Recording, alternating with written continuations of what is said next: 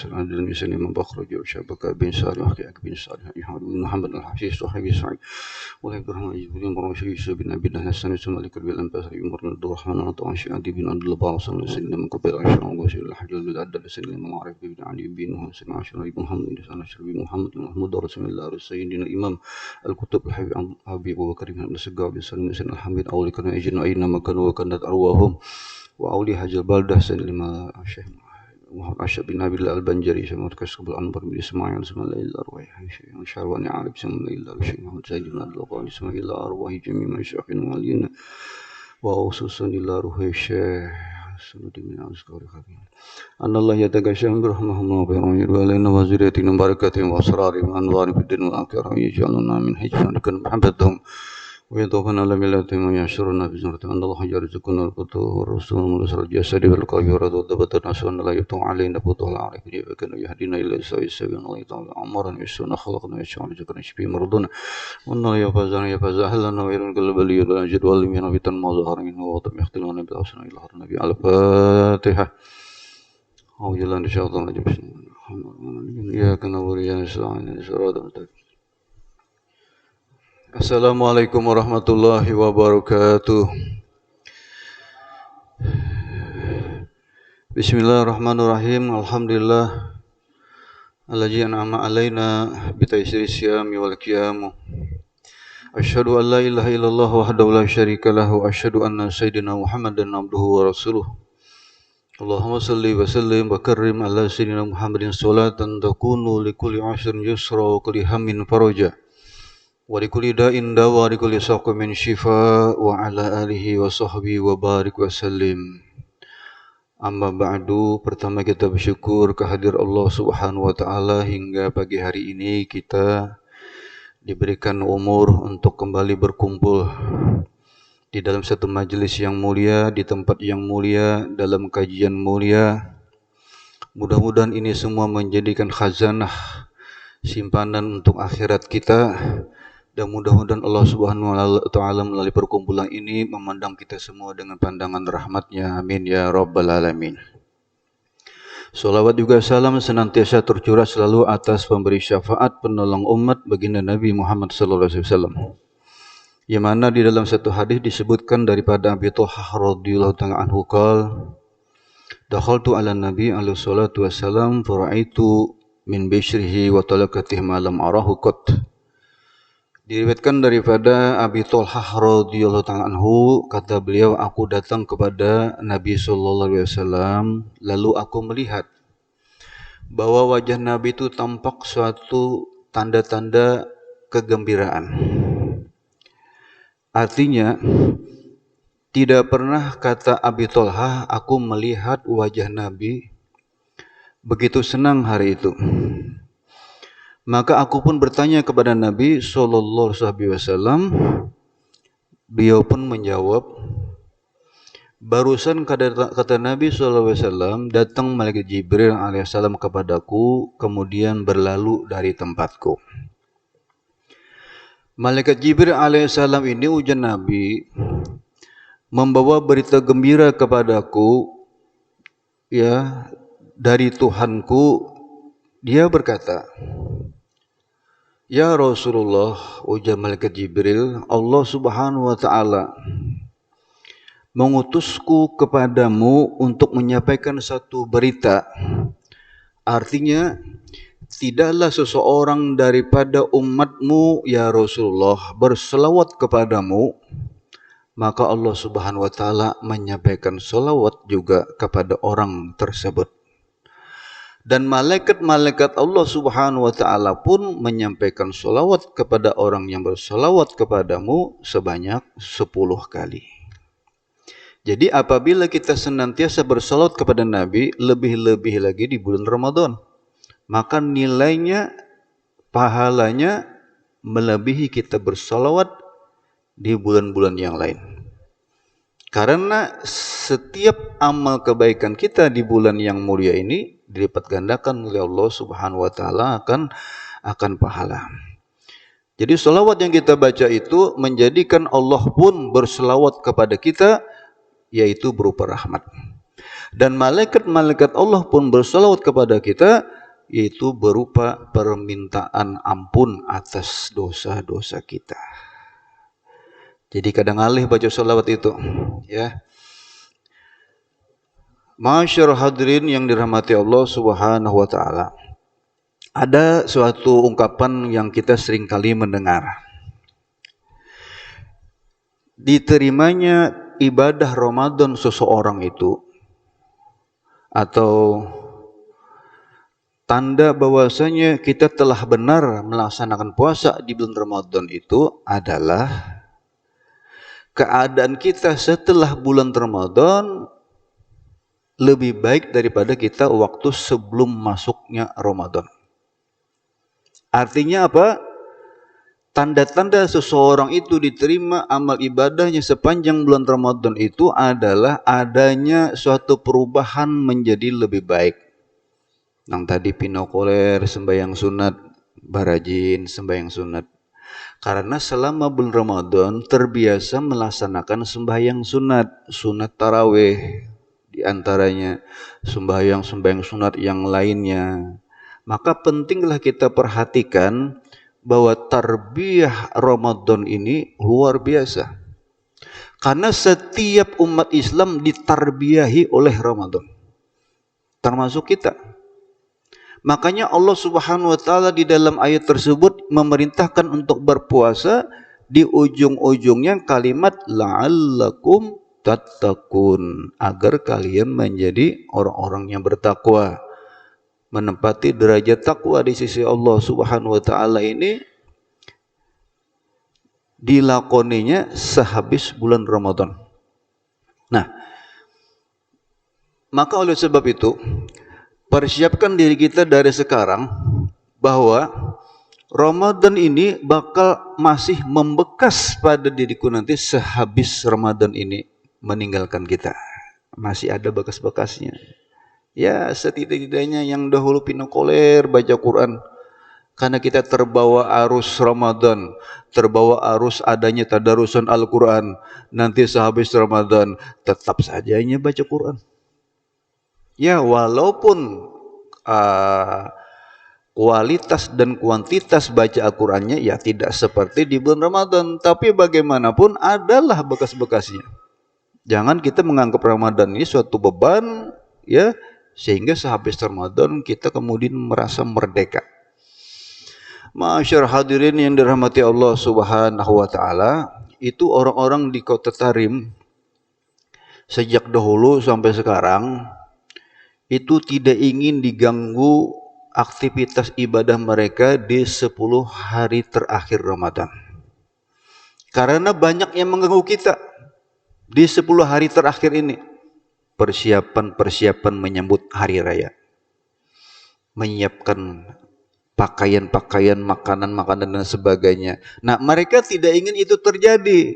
Maka sebelum masuk bulan Ramadan, orang-orang di Hadramut itunya sudah mempersiapkan seberatan. Nih baju anak-anak sudah dituarakan seberatan, gasan bini apa sudah disiapkan, makanan nanti untuk disuguhkan apa terhadap tamu-tamu yang datang. Itu disiapkan oleh mereka semua. Jadi waktu mereka itu berada di bagian akhir-akhir Ramadan itu fokus hanya untuk ibadah kepada Allah Subhanahu wa taala.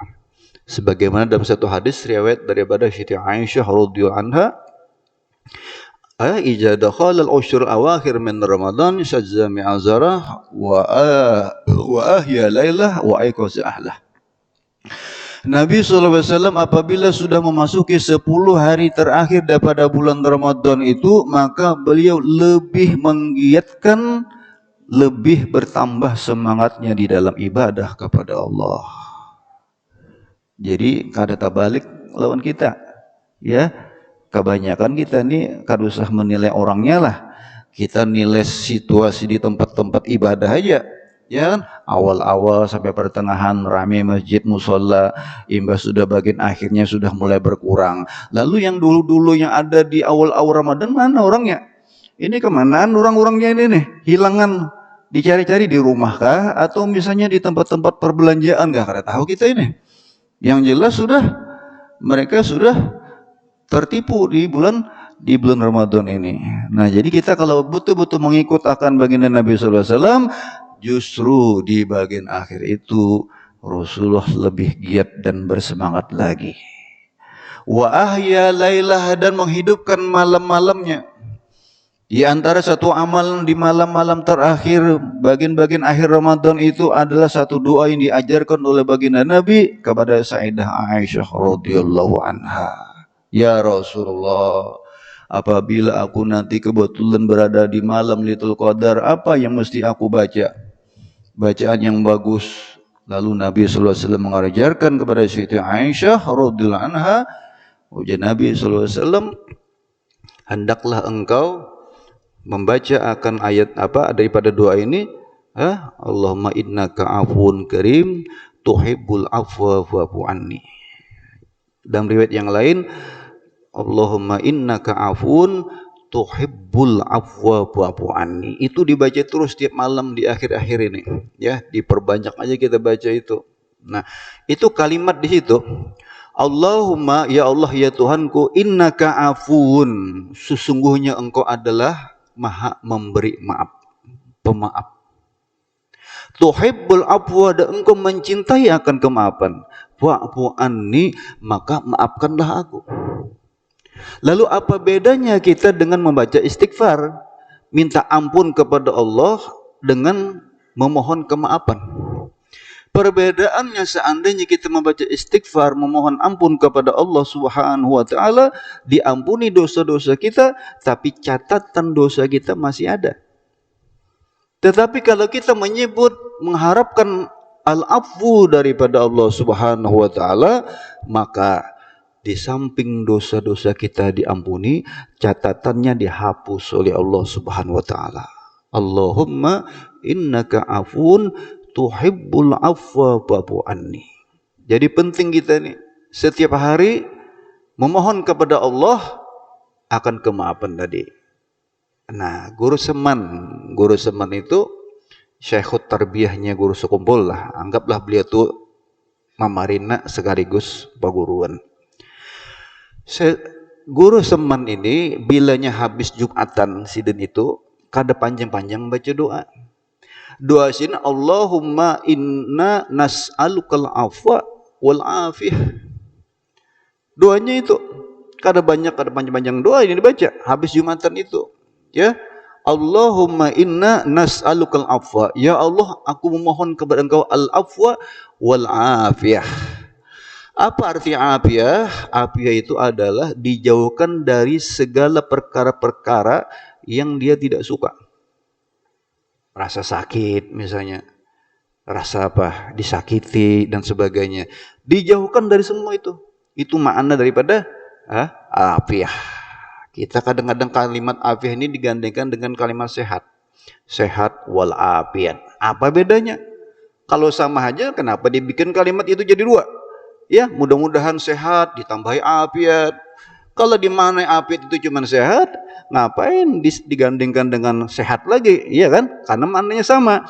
Afiyat itu dijauhkan kita dari segala perkara-perkara yang kita kadang tuju. Nah, itu penting kita ini. Mudahan sehat wal afiyat dan sebagainya. Nah, ini doa-doa yang bagus.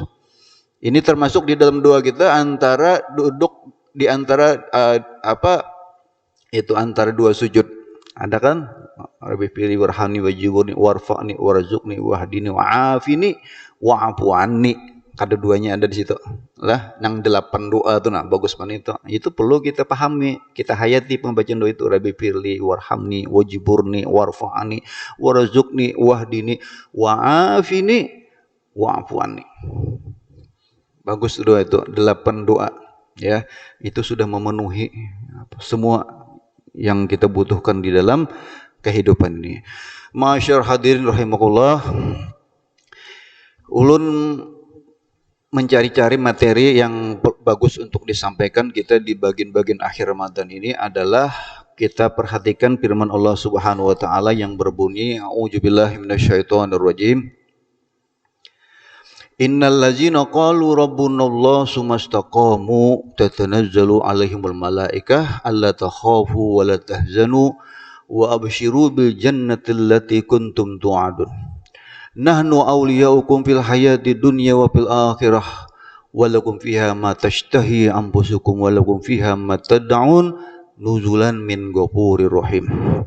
Artinya, sesungguhnya orang-orang yang berkata Tuhan kami adalah Allah, kemudian dia tetap di dalam amalnya atau istiqomah, maka turunlah malaikat atas mereka itu dan berkata, janganlah engkau merasa takut dan merasa sedih. Bergembiralah kalian dengan surga yang dijanjikan kepada kalian.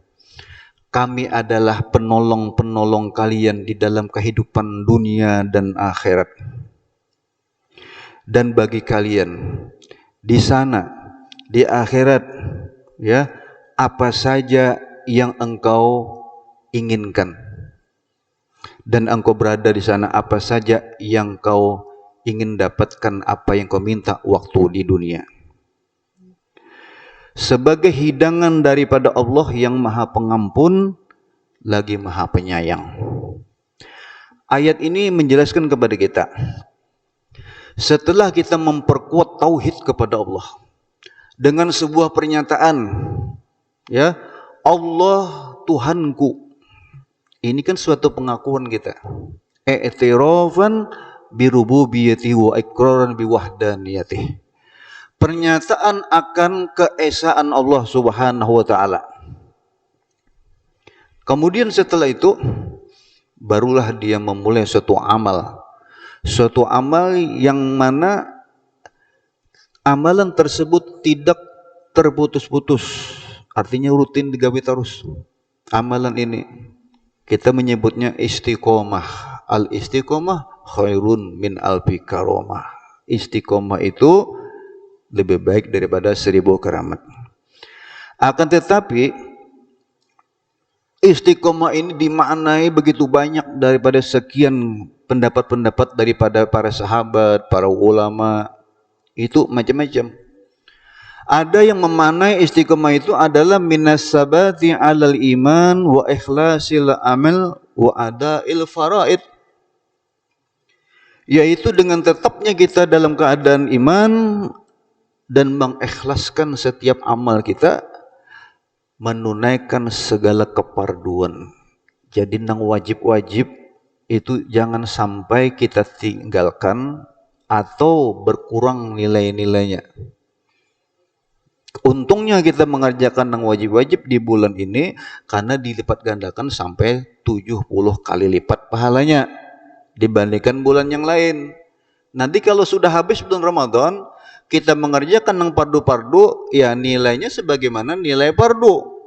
Kada dilipat gandakan lagi menjadi 70. Maka sungguh merugi orang, ya, apabila berada di bulan ini, inya kada berhujung. Kalau orang berdagang nang dicari hujungan, itu hujungan duniawi. Mana yang lebih penting, hujungan duniakah atau hujungan akhirat? Kalau dia menganggap penting akhirat daripada duniawinya, yang mana kesempatan itu tidak selalu datang kepada kita, bergantung kepada umur. Mun umurnya habis, bisa kada bertamuan lagi lan bulan puasa kaina. Inilah merupakan kesempatan bagi kita. Nang wajib-wajib digawe aja sudah. Kalau bisa dengan sempurna, ya, tata cara kaifiyahnya, segala amalan-amalan nang wajib ya digawe sudah. Ya, karena itu semuanya datang daripada Allah. Semua yang datang daripada Allah, kebaikan-kebaikannya kembali kepada hamba. Termasuk berpuasa. Berpuasa ini kita menganggapnya ya sebatas haus, lapar, ya kan, menahan syahwat dan sebagainya. Kita tidak pernah memahami bahwasanya sebenarnya puasa itu manfaat bagi kesehatan kita. Itu suatu proses detoksifikasi di awak kita ini. Karena kebanyakan sudah racun-racun di awak ini, ya, makanan-makanan kita, minuman-minuman kita sudah macam-macam, kada tahu lagi jelas mana sumbernya, zat-zat yang di dalam situ apakah membantu untuk mencapai kesehatan atau justru menjadi bibit-bibit sebuah penyakit, kada tahu kita. Ya, makan ayam kadang-kadang. Kita kada tahu bagaimana ayam itu disembelihnya, diharagu kayak apa, dimakani apa ayam itu. Ya kita tenang-tenang aja makan ayam itu kada tahu kita. Ya, maka proses dengan mengosongkan parut itu adalah proses kita membersihi untuk apa racun-racun, ya detox lah, detoksifikasi tubuh kita. Nah begitu banyak manfaatnya. Dan Nabi SAW walaupun ada mengatakan ini hadis dhaif, Nabi SAW bersabda, sumu tasihu. Puasalah kalian, niscaya kalian bakal sehat. Jadi kalau ada nang uyuh, ya lapar misalnya, kada bertenaga sebagainya, jangan salahkan puasa. Pian dahulu ulun ingat bahari sempat berjualan obat ini, obat dari Malaysia itu. Itu pian obat itu bagus. Dia di dalam mengobati penyakit seseorang itu harus melewati proses detoksifikasi. Ngarannya obatnya itu DXN, mungkin pian ingat bahari itu. Obat DXN itu dari jamur itu sumbernya. Jadi orang itu bila minum obat itu pian bila ada penyakit berat itu kena ada gejala di tubuhnya itu kayak keluar bintik-bintik kah apakah misalnya, itu sebuah proses ya, nanti akhirnya yang dicapai adalah satu kesembuhan. Memang kayak itu diproses dulu kita nih lah, diproses awak lapar, muntung, berbau apa semuanya sama puasa ini, itu semuanya adalah memang kehendak Allah yang jangan kita membuangi baunya tadi, karena di sisi Allah itu lebih harum daripada parfum di dalam surga, ya, daripada parfum surga luar biasa. Kita lebih penting bagaimana pandangan Allah daripada pandangan manusia. Mohon manusia memandang, wah ini untungnya berbau ini, ya tidak masalah, yang penting bagaimana Allah memandang. Nah, sebagaimana hadis Nabi SAW. Nah, tatanazzalu alaihimul malaikah, maka turunlah malaikat-malaikat Allah Subhanahu wa taala kemudian datang kepada seseorang, baik waktu di dunianya maupun waktu dia hendak meninggal dunia. Ini penting. Karena orang bila sakarat hendak meninggal itu pian kada gegampangan itu. Yang datang tuh macam-macam. Ya, kesempatan setan mahaur orang hartan hendak meninggal itu. Hartan garing kan. Nah, hendak meninggal tuh nah. Kadang-kadang setan itu dia berubah wujud. Wujud seseorang yang kita cintai yang sudah meninggal, wujud abahnya, wujud mamanya, datang kepada orang hendak meninggal seakan-akan menyampaikan suatu pesan yang sangat penting sebelum dia kembali kepada Allah. Apa pesan-pesan daripada mereka, daripada setan-setan yang berubah wujud itu? Dia seperti menawarkan suatu agama selain Islam. Aku ibumu, ujar mamanya nih, padahal lain. Aku datang kepadamu menawarkan sebenarnya selama ini agama yang kita yakini yaitu Islam, ternyata bukan Islam yang benar. Ini agama Yahudi yang benar. Wahai anakku, peluklah agama Yahudi, kau ikutilah agama ini agama yang benar. Waktu itu kita dalam keadaan berdaya, ya, bisa saja kita terpengaruh, bisa saja suul khatimah, karena tahu kita waktu itu. Datang lagi ayahnya, ya, yang datang ke hadapannya menawarkan segelas air, karena orang yang dalam keadaan sekarat itu hausnya luar biasa. Apalagi yang hendak meninggal dunia itu adalah seseorang yang terbiasa meninggalkan sholat selama hidup di dunia. Meninggalkan sholat di antara siksaan yang Allah siapkan bagi mereka itu adalah nanti waktu dia akan meninggal dunia, dia akan merasa haus luar biasa. Seandainya hausnya itu dikasih minum daripada seluruh samudra yang ada di muka bumi ini, tidak bakal hilang hausnya. Saking hausnya. Ulun rancak beberapa kali didatangi orang yang kuitannya hendak meninggal. Di Kalayan, ulun berganda di Kalayan. Macam-macam. Kayak apa keadaannya ulun, itu nah mama lagi kepanasan, bibirnya sampai habang apa macam-macam. Ya kita husnuzon aja sama siapapun. Ya bisa saja kepanasan itu, kehausannya luar biasa itu. Ya. Jadi kadang-kadang dipersulit proses meninggalnya itu orang ini. Kenapa? Karena selama di dunia ini tidak memperhatikan semua kewajiban-kewajibannya terhadap Allah Subhanahu wa taala. Meninggalkan sholat itu karena kegampangan. Makanya sampai sekarang susah untuk mengetahui seseorang itu meninggal dalam husnul khatimah atau su'ul khatimah, kada kawa. Ya. Karena seseorang yang husnul khotimah pun dia kadang-kadang bisa saja waktu hendak meninggal itu mengucapkan kalimat la ilaha illallah, hanya saja kita tidak pernah mendengar ucapannya. Karena la ilaha illallah ini bisa diucapkan tanpa menggerakkan bibir. Coba ya. Baca la ilaha illallah, kalau sebegarak muntung masih kawa. Bisa aja orang hendak meninggal itunya mengucap la ilaha illallah, coba lihat bibir ulun bergerak ada. La ilaha illallah, kadang bergerak, bisa aja. Maka oleh sebab itu, ma'asyarul hadirin yang dirahmati Allah Subhanahu wa taala, malaikat-malaikat Allah Subhanahu wa taala yang mendatangi orang yang bakal meninggal dunia itu membawakan berita gembira. Apa berita gembiranya?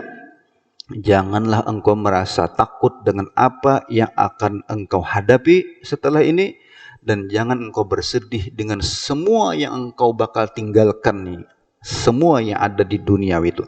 Tidak usah lagi bersedih, ya. Lalu ujar para malaikat, wa abshiru bil jannati allati kuntum tu'adun. Bergembiralah dengan surga yang telah dijanjikan kepada kalian waktu di dunia.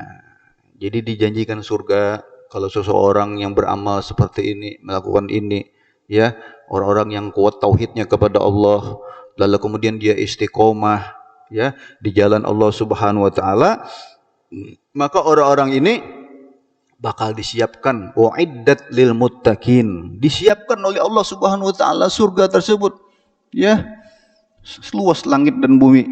Nahnu awliyaukum fil hayati dunya, kami ini ujar malaikat ada sebagai penolong-penolong kalian di dunia dan di akhirat. Ya, kadang-kadang kita ini kadang menyadari terselamat kita, artinya kada celaka. Bisa saja sebelumnya kita ini ada satu amalan kita baca, wiritan nang apakah, atau suatu doa, atau doa yang kada kabul itu digantikan dengan keselamatan. Bisa aja ternyata kita selamat daripada hampir saja ditabrak mobil, terserempet misalnya. Mungkin ada satu amalan yang kita baca sebelumnya. Pagi-pagi hari di masjid kita membaca wirid ini, wirid itu. Keluar pada masjid, tulak ke suatu tempat, melakukan aktivitas di pagi hari, hampir saja tertabrak, tetapi diselamatkan oleh Allah. Mungkin saja waktu itu kita sudah mengamalkan atau membaca sesuatu, ya, untuk perlindungan diri kita. Dan malaikat Allah Subhanahu wa taala menolongi lawan kita, ya.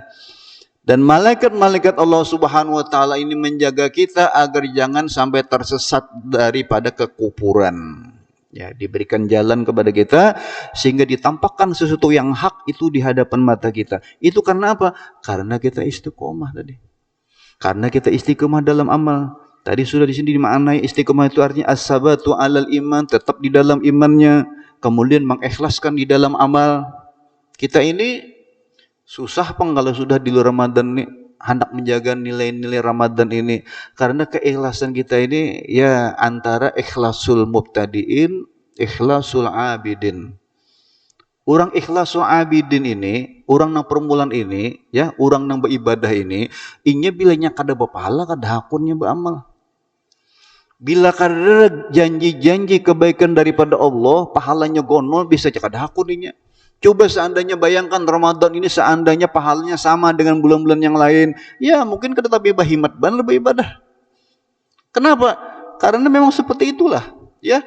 Seorang hamba dia ingin apabila beramal itu dijanjikan surga, dikunci rapat-rapat pintu neraka. Itu memang sudah, ya, seperti seorang pedagang. Pedagang ini bilinya kada bojongnya kada hakun berdagang. Bilinya ada hujungannya, makanya hakun begadang. Berdagang itu, ya, sehingga mendapatkan suatu keberuntungan dunianya. Nah, ini sekarang yang kita hendak capai ini adalah keberuntungan akhiratnya. Nah, begitu pula waktu di dunia malaikat-malaikat Allah Subhanahu wa taala itu mengilhamkan akan suatu hak kebenaran, membawa suatu kebaikan, maka setan-setan yang berusaha agar menjadikan orang itu kufur, maka malaikat Allah Subhanahu wa taala itu akan membantu kita Dan apabila di akhirat para malaikat-malaikat Allah Subhanahu wa taala itu akan memberikan syafaat juga kemuliaan kepada hamba-hamba Allah Subhanahu wa taala yang istiqomah dan semua perkara-perkara yang bisa menyesatkan kita. Itulah qalbin ujar malaikat, berita gembiranya, walakum fiha ma tashtahi anfusukum, nanti kamu di akhirat itu di surga apa saja yang engkau kehendaki, apa saja. Walakum fiha ma tad'un nuzulan min ghafurir rahim. Nah, orang-orang yang istiqomah dari kalangan orang awam kita secara johir adalah dengan melaksanakan segala perintah-perintah Allah, menjauhi larangannya. Itulah makna istiqomah bagi orang awam secara johir. Sedangkan secara batinnya adalah al-imanu wat tasdiq. Itu dengan adanya keimanan dan pembenaran. Nah, ya kalau kita menjelaskan tentang iman ini, biasanya keterangannya itu adalah at-tasdiq. Itu membenarkan di dalam iman kita kepada Allah Subhanahu wa taala. Nah, tapi kalau sudah istiqomahnya orang yang khawas dari kalangan para wali-wali Allah Subhanahu wa taala, itu sudah lain tingkatannya. Mereka itu kalau istiqomah secara zohirnya itu adalah bitajridi anid dunya, sudah kada tapi menarik perhatian mereka akan dunia. Wa tarki zinatiha, dan meninggalkan segala perhiasan-perhiasan dunia, wa syahwatiha, dan juga syahwatnya. Itu secara zohirnya. Dari sisi batinnya mereka itu bahkan surga pun tidak menarik perhatian mereka. Apa yang diharapkan mereka? Yaitu perjumpaannya dengan Allah Subhanahu wa taala. Ini suatu kenikmatan melebihi nikmat-nikmat surga. Apa saja yang ada dalam surga itu, bidadari-bidadarinya, makanannya, pakaiannya, semuanya itu tidak menjadi apa-apa, ya. Tetapi perjumpaan dengan Allah Subhanahu wa taala, berkumpul dengan baginda Nabi sallallahu alaihi wasallam, itulah kenikmatan hakiki berada di dalam surganya Allah Subhanahu wa taala. Nah, disebutkan oleh Al-Faqih Abu Lais As-Samarqandi, di antara tanda-tandanya orang yang istiqomah itu adalah setidak-tidaknya ada 10 perkara di sini. Kita sebutkan sebagian, yaitu adalah orang-orang yang mengerjakan sesuatu yang mesti dia wajibkan atas dirinya, yaitu hifzul lisan anil ghibah, menjaga lidah kita supaya jangan ketujuh menggibah. Karena gampang kita ini, ya, menggibah itu, menyebut-nyebut, kadang-kadang bisa jatuh kepada perbuatan dosa. Ya, ukurannya apa? Ukurannya adalah kita bayangkan seseorang yang kita ceritakan itu ada di hadapan kita. Apabila ianya syarik, itu menandakan kita sudah menggibah. Lain kalau kita mengisahkan baik-baik aja, ya kan, nangka jadi masalah. Karena Nabi SAW menjelaskan kepada para sahabat, zikruka akhaka bima yakrahu. Engkau menyebut-nyebut apa yang tidak disukai oleh saudaramu. Jadi apa aja nang orang kada ketujuh tuh, nah jangan tapi dikuya-kuya, ya. Apalagi rahasia-rahasia pribadi orang jangan diumbar-umbar ke sana kemari. Karena Nabi SAW memuji kepada orang yang lebih sibuk mencari aibnya sendiri. Tuba, ujian Nabi, ya, suatu kegembiraan, berbahagialah liman syagalahu aibuhu an uyubin nas, yang lebih sibuk mencari-cari aib dirinya sendiri daripada aib orang lain. Setiap hari kita ini mencari aib kita, ya, cari terus aib-aib kita. Makanya beruntung kita ini. Makanya kita disuruh di dalam apa? Aktivitas sehari-hari orang yang berakal itu, dia punya kawan yang seringkali mengkritik dirinya. Karena kalau kita ini sudah merasa paling benar, kita ini anti kritik, ya. Kadang-kadang kritikan orang itu perlu juga, ya, disambati orang misalnya kan, perlu dipikirkan lagi di rumah. Jangan-jangan bujur orang ini, ya. Karena kadang-kadang kita ini kalau sudah merasa tinggi posisi, mulia, dimuliakan orang, dihormati orang, ya kadang-kadang ya sesuatu yang kurang pada kita, orang tidak akan mengungkit-ungkitnya. Maka kita perlu mengetahui itu semuanya. Makanya ada aktivitas kita dalam sehari-hari itu, yang pertama adalah munajat kepada Allah. Kemudian kita mencari kepada kawan yang yukhbirunahu an uyubih, yang menghabarkan kepadanya tentang aib-aib dirinya sendiri. Nah, itu perlu itu supaya kita ini tahu kekurangan kita ini. Nah, wasani al-ijtinabu an su'izon. Yang kedua adalah menjauhi daripada banyaknya sangka-sangka buruk. Allah Subhanahu wa taala berfirman, ya ayyuhallazina amanu ijtanibu katsiran minadh-dhanni inna ba'dadh-dhanni ismun. Wahai sekalian orang-orang yang beriman, jauhilah oleh kalian daripada banyaknya berprasangka. Karena sesungguhnya sebagian daripada prasangka itu adalah dosa. Wala tajassasu, dan jangan mencari-cari kekurangan orang lain. Ya, hendak tahu terus urusan orang lain. Ya, macam-macam hendak tahu terus, enggak usah. Ya, kita sibukkanlah diri kita. Lebih memandang ke dalam diri kita daripada memandang kekurangan orang lain.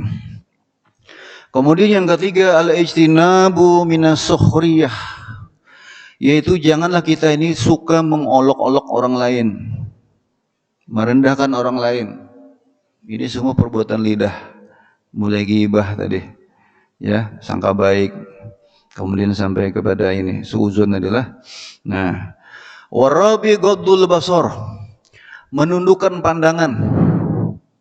Sebagaimana firman Allah Subhanahu wa taala, qulil mu'minina yaghuddu min absarihim wa yahfazu furujahum zalika azka lahum.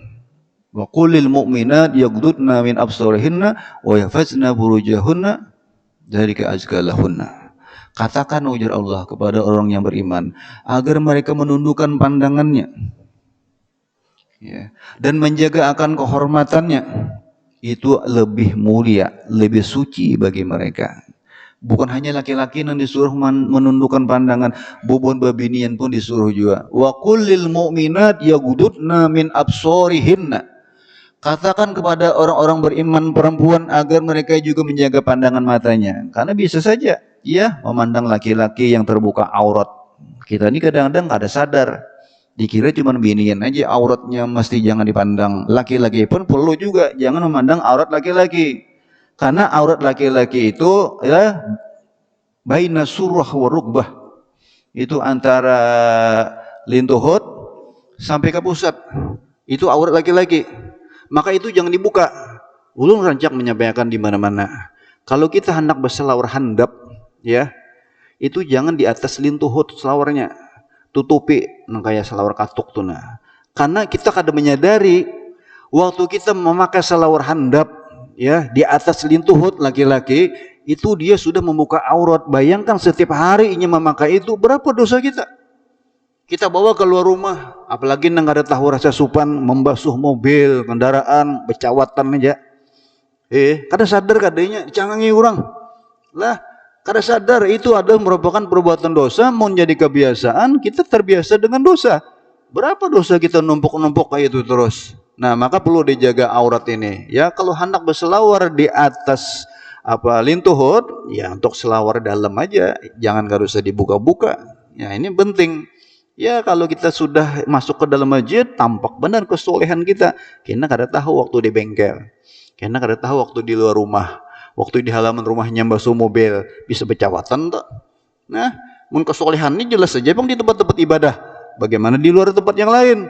Maka oleh sebab itu, ma'asyur hadirin, maka kita perlu memperhatikan itu semuanya. Dan mudah-mudahan amal ibadah di bulan puasa ini diterima oleh Allah Subhanahu wa taala. Amin ya rabbal alamin. Ma'asyur hadirin rahimakumullah. Nanti apabila terjadi hari kiamat, Allah Subhanahu wa taala akan membangkitkan makhluk semuanya daripada kuburnya. Maka kemudian datanglah malaikat Allah Subhanahu wa taala yang kemudian mengusap setiap kepala orang-orang yang beriman yang baru saja dibangkitkan daripada alam kubur. Apa yang diusap di kepalanya? Itu debu-debu. Debu-debu yang orang kita ini kalau ada bangkit dari kubur itu kan tanah, debu yang kering. Itu diusap oleh malaikat Allah. Kemudian diusaplah itu debu, kemudian keluar berpencar-pencar itu debu tadi. Kemudian malaikat-malaikat Allah yang mengusap semua debu itu tidak bisa mengusap debu yang ada pada dahi daripada hamba-hamba Allah Subhanahu wa taala. Diusap terus oleh malaikat-malaikat Allah pada tempat-tempat itu, tidak mau hilang. Maka terdengarlah seruan suara hatib namanya. Hatib ini yang kada ketahuan yang bersuara, ya mesti dari sisi Allah Subhanahu wa taala. Ya malaikati laisa zalika turab min quburhim innama huwa turabu min maharibihim. Wahai malaikat-malaikatku, itu debu yang kau usap pada wajah dahi-dahi mereka, itu bukan debu-debu yang dari kubur-kubur mereka, bukan. Itu adalah debu daripada tempat-tempat ibadah mereka, mihrab-mihrab mereka. Rupanya orang bahari itu kan sembahyang itu debu tanah, kadang kayak kita ini kan nyaman ya sudah ya, di atas sajadah yang bersih, yang empuk, di atas ambal kita sembahyang anak dahi kita. Mohon bahari-bahari itu mungkin aja ibadahnya kan di atas batu dan pasir dan sebagainya ya. Tapi alhamdulillah ya, umatnya Nabi Muhammad SAW ini debu pun dijadikan suci. Berbeda umat terdahulu ya, tidak ada syariat untuk bertayamum. Kita ini ada syariat bertayamum apabila tidak menemukan adanya air. Umat terdahulu, umat sebelum umatnya Nabi Muhammad SAW, itu kalau ada najis saja menempel, kada kau dibuangi itu. Mun baju pian itulah karena teh cacak najis. Kalau kau diberasi di zaman Nabi Musa, di zaman nabi-nabi terdahulu itu harus digunting, dibuang.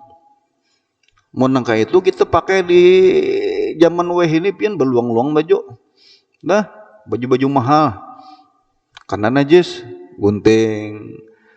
Nah, beruntunglah kita dijadikan sebagai umatnya Nabi Muhammad sallallahu alaihi wasallam, yang mana kita semua mendapatkan kemuliaan nanti di akhirat, berada di depan waktu menuju pintu-pintu surganya Allah Subhanahu wa taala.